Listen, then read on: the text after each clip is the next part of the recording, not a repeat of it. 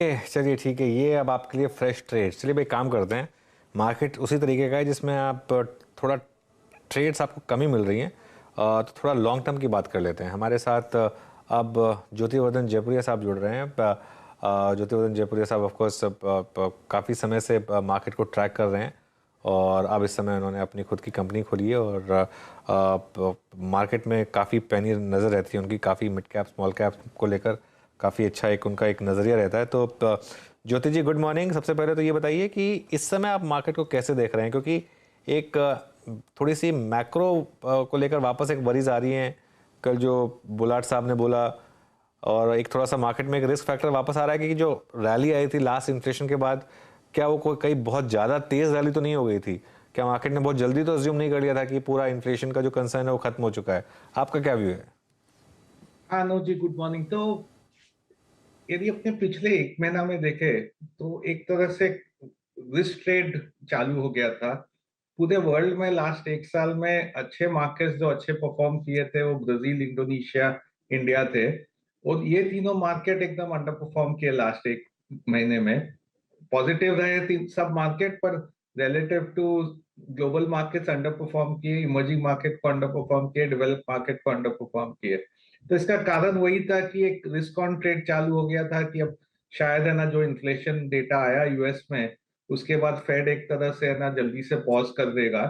पर मेरा अनुमान है दो चीज है यहाँ पे। एक तो इन्फ्लेशन नंबर नीचे आएगा, और है ना अगले 3 महीना में इससे भी काफी नीचे आ जाएगा। पर जो फेड का अनुमान है वो है कि 2% इन्फ्लेशन टारगेट है। जब तक ये 2% नहीं आएगा या 2% के पास नहीं आएगा, इंटरेस्ट रेट हाइक चालू रहेगा।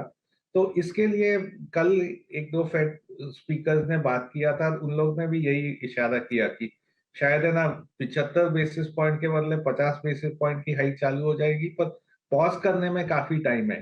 तो इसलिए मार्केट एक बार थोड़ा सा है ना, मेरे को लगता है रैली देने के बाद अब एक पॉज मोड में आ गया है कि भाई यहाँ से कंसोलिडेट करना चाहिए रैली को।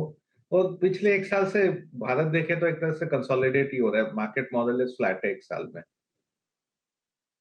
हाँ, ओके। अच्छा, जब जी अभी इस वक्त करना क्या चाहिए? आई मीन, ट्रेडर्स को तो हम लोग रोज ही रोज अगर आप देखें एड्रेस करते हैं, बट एज ए इन्वेस्टर इस ट्रेजेक्ट्री का, अच्छा ये ट्रेजेक्ट्री आपको कंफ्यूज इसलिए करती है क्योंकि आप अभी भी वर्ल्ड के बेस्ट परफॉर्मिंग इंडाइसिस में से शुमार हैं। Look at bank Nifty and Nifty closer to its all time high. अब ग्लोबल टर्बुलेंस है ही, अगर आप देखें हेडविंड्स हैं ही।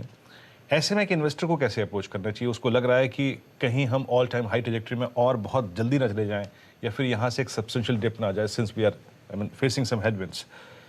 कैसे अप्रोच करें इस नवंबर दिसंबर जनवरी? आपने अर्निंग सीजन को पूरा देख लिया, इस टाइम जोन को कैसे अप्रोच करना चाहिए एक इन्वेस्टर को? कहाँ कहाँ पे अपॉर्चुनिटी और कहाँ कहाँ पे आपको रिस्क नजर आ रहा है? तो एक तरह से पूरा ब्रॉड मार्केट देखे तो कंसोलिडेशन मार्केट ही रहेगा, कोई ज्यादा ऊपर या नीचे नहीं हम्म। आना चाहिए।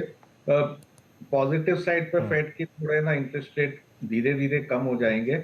नेगेटिव साइड पे इकोनॉमी यूएस में, यूरोप में और एक तरह से इंडिया में भी थोड़ा है ना धीमी गति में हो जाएगी, ग्रोथ रेट कम आ जाएंगे। तो दोनों साइड एक पॉजिटिव नेगेटिव है। मार्केट एकदम सस्ता नहीं है, मार्केट एक तरह से थोड़ा महंगा ही है लॉन्ग टर्म वैल्यूएशन के हिसाब से। तो एक तरह से रेंज बाउंड मार्केट है, अगला 6 महीना भी कंसोलिडेशन का ही अनुमान है। अब ये with in this consolidation market क्या अच्छा करेगा क्या खराब करेगा, हम लोग के हिसाब से यही मैं जिक्र करे आ रहा हूँ कि डोमेस्टिक इंडिया पे ही ध्यान देना चाहिए। जो ग्लोबल स्टॉक्स है, जो भी ग्लोबल रिलेटेड प्लेस है, वहां रिस्क ज्यादा है क्योंकि वहां स्लो डाउन का रिस्क ज्यादा है, वहां पे ना अर्निंग्स का खतरा ज्यादा है। जो डोमेस्टिक स्टॉक्स है उस पर फिर भी अभी भी है ना ग्रोथ अच्छा आना चाहिए, और इसीलिए ना हम लोग की नजर उधर ही है। ठीक है। बैंकिंग में ज्योति जी, एक क्लियर ट्रेंड रहा है पिछले 3 साल में। एचडीएफसी बैंक और कोटक ने ज़बरदस्त अंडर परफॉर्मेंस दिखाई, और आईसीआईसीआई बैंक और एसबीआई ने मैसिव आउट परफॉर्मेंस दिखाई। अब एक हल्का सा हम एक पैसा देख रहे हैं, पैसा वापस वो जो अर्स्टवाइल लीडर्स थे एचडीएफसी बैंक और कोटक, उनकी तरफ जा रहा है। इस ट्रेंड को आप कैसे देख रहे हैं? अब हम लोग का अभी भी है ना एक तरह से कॉर्पोरेट बैंक्स पे ही ज्यादा ओवरवेट है। जो रिटेल बैंक्स थे जो काफी महंगे हैं वो अवॉइड कर रहे हैं। और अगले एक साल में भी काफी है ना एनपीएल जो वरीज था, एनपीएल ईज होते जाएंगे। तो कई एनपीएल कम होने के कारण ग्रोथ ज्यादा आएगा कॉर्पोरेट बैंक में, जहां बड़े बड़े एनपीएल प्रोविजनिंग हुए पिछले 2-3 साल में, वो एनपीएल प्रोविजनिंग नहीं होंगे और वहां बड़ा ग्रोथ आएगा। जो ये रिटेल बैंक है, हाई क्वालिटी रिटेल बैंक है, वो अच्छा करते थे और अच्छा करते रहेंगे, पर वहाँ एक तरह से जो डेल्टा चेंज बोलते हैं ना, जो पहले के अंतर में काफी चेंज है, वो चेंज नहीं आएगा। तो वो एक तरह से अपने ट्रेजेक्टरी पे कंटिन्यू करेंगे। पर ये जो कॉर्पोरेट बैंक है उसमें बड़ा अर्निंग्स ग्रोथ आ सकता है, क्योंकि जो एनपीएल प्रोविजनिंग है वो अभी नहीं रहेगा। तो अभी भी हम लोग है ना ज्यादा ओवरवेट ये कॉर्पोरेट बैंक्स पे ही हैं, और काफी है ना छोटे बैंक्स भी हैं कॉर्पोरेट बैंक्स में जो अच्छा करेंगे अगले 1-2 साल में। हम्म। अच्छा सर, ये न्यू एज स्टॉक्स में आप क्या कर रहे हैं? देखिए, चाहे बहुत अच्छी लिस्टिंग थी, जैसे फॉर इंस्टेंस नाइका, जिसने लिस्टिंग में पैसा बना के दिया, पोस्ट लिस्टिंग में पैसा बना के दिया। अब यहाँ पे क्या हो रहा है कि जिन्होंने उन गेंस को ले लिया या फिर जिन्होंने शुरुआत में ही लॉस को बुक कर लिया, फॉर इंस्टेंस पेटीएम, वो तो खुश नसीब रहे, बट जिन्होंने होल्डिंग बरकरार रखी वो बहुत, अगर आप देखें इस बाजार में इस वक्त हतोत्साहित हैं, डिमोरलाइज्ड हैं। एग्जैक्टली ऐसी कंपनियों पे इस वक्त क्या करें जब लॉक-इन्स खुल रहे हैं, सेलिंग आ रही है? कैसे अप्रोच करना चाहिए इस स्पेस को?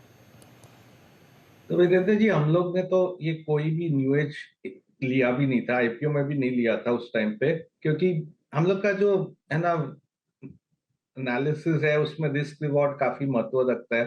तो इसमें ना रिस्क काफी नीचे का हो सकता था, क्योंकि ना वैल्यूएशन बहुत महंगे थे, कंपनीज कहीं पे प्रॉफिट नहीं कर रही है। दूसरा हम लोग का अनुमान था, और एक तरह से ये देखने को मिल रहा है कि फेड जब इंटरेस्ट रेट हाइक करेगा, तो ये जो है ना लॉस मेकिंग कंपनीज है, जहाँ पे ना हरदम फंडिंग की दरकार रहती है, वो फंडिंग मिल जाता है तो कंटिन्यू करती है, उसमें है ना थोड़ा रिस्क ज्यादा है, क्योंकि कहीं हो सकता है फंडिंग नहीं मिले, तो एक तरह से खतरा बन जाता है कि भाई ये कंपनी आगे चल सकेगी कि नहीं। तो हम लोग इसको पूरे ये न्यू एज में एक तरह से इन जनरल बोलेंगे तो है ना, कोई गिने चुने चक हो सकता है ले लिए, पर अदरवाइज जनरली अवॉइड किए हैं और अभी भी अवॉइड कर रहे हैं उसको।